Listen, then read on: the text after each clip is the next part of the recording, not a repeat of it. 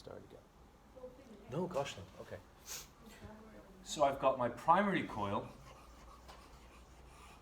and I've got my secondary coil.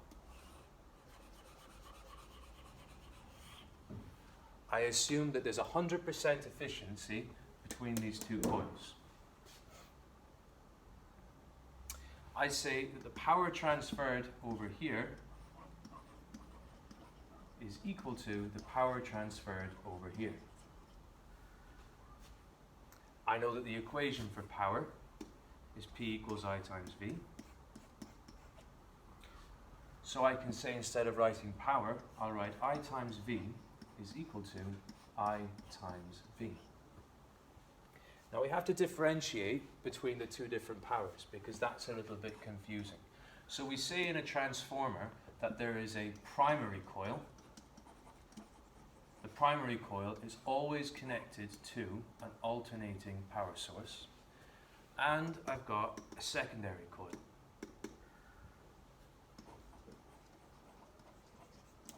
The secondary coil will usually be attached to some kind of a component.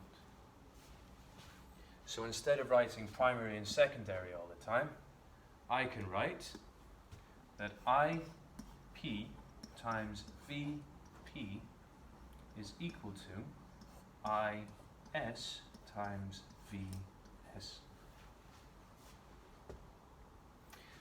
Following this, I can now work out the amount of voltage that would be produced in the secondary coil.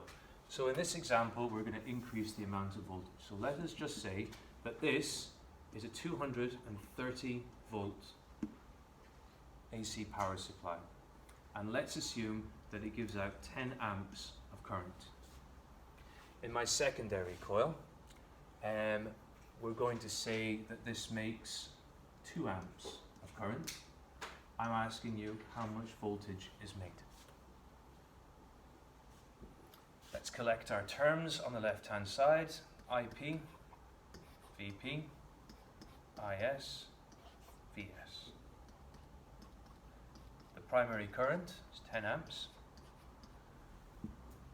Primary voltage is 230 volts. The secondary current is 2 amps. The secondary voltage, I don't know. Now usually I would say rearrange then substitute, but for this I always recommend to substitute then rearrange. IP is 10 times VP, 230, equal to IS, which is 2, times VS, because I don't have a number for it.